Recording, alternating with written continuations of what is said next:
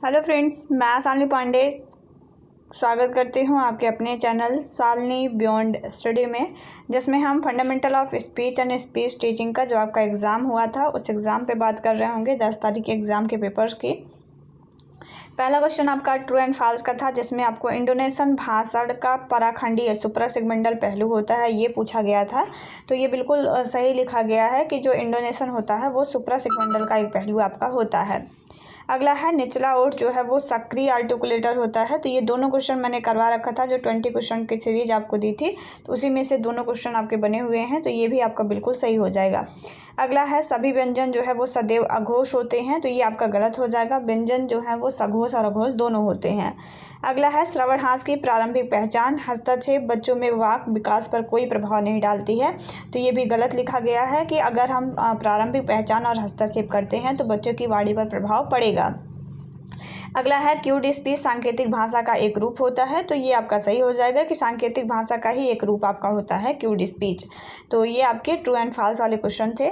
अगला आपका कुछ बहुविकल्पीय प्रश्न दिए गए हैं, जिसमें पहला है भाषा के खंडीय पहलू में डाट डाट का समावेश है। ये क्वेश्चन भी आपका उसी से मिलता जुलता है, जिसमें मैंने आपको 20 क्वेश्चन की जो सीरीज़ दी थी उसमें ये करा रखा था। मैंने आपसे कहा भी था कि ये चार्ट आप याद रखेंगे, segmental, non segmental and supra segmental के जो पैरामीटर्स ऑफ स्पीच थे, तो वहीं से ये क्वेश्चन बना हुआ है। तो भाषा के खंडीय पहलू सिगमेंटल के अंतर्गत क्या आता है वो आपसे पूछा है। तो क्वालिटी जो होती है वो आपके सिगमेंटल का जो है वो पार्ट होता है। अगला है व्यंजन को उच्चारण के स्थान, उच्चारण के तरीके और उच्चारण के दौरान डाट डाट की उपस्थिति के आधार पर वर्गीकृत किया गया है, तो ये ब्रीथिंग हो जाएगा।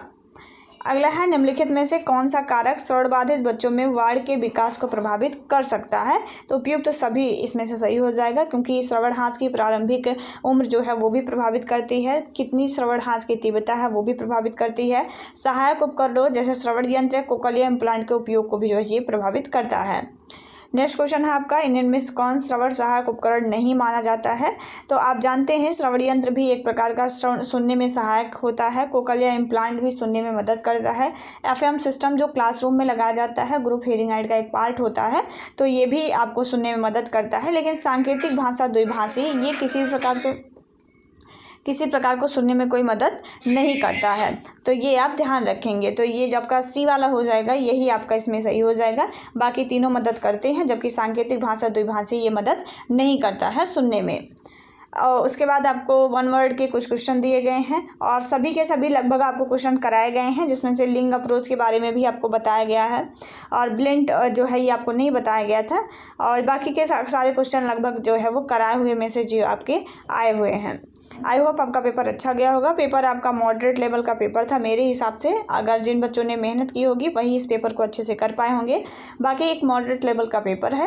आप लोगों का एग्ज़ाम कैसा गया कमेंट करके ज़रूर बताइएगा। और नेक्स्ट एग्ज़ाम में आपको जो है वो कुछ क्वेश्चन दिए गए हैं, ठीक है। करिकुलम के पेपर के लिए मैंने कुछ क्वेश्चन करा रखे हैं, एक बार आप उसको ज़रूर देख लीजिएगा, वहाँ से आपके कुछ पार्ट्स जो है वो एग्ज़ाम में कवर हो जाएंगे। तो मिलेंगे एक नया वीडियो में किसी नई जानकारी के साथ, तब तक अपना ख्याल रखिएगा। और अगर चैनल पर नए हैं तो चैनल को एक बार सब्सक्राइब जरूर कर लीजिएगा, क्योंकि सेकंड ईयर के एग्ज़ाम में आपको उतनी ही हेल्प मिलने वाली है जितना आपको फर्स्ट ईयर के एग्ज़ाम में मिली हुई है। तो अगर नए हैं तो प्लीज़ चैनल को सब्सक्राइब जरूर करिएगा, दोस्तों तक शेयर करिएगा, अपना ख्याल रखिएगा। जय हिंद, वंदे मातरम।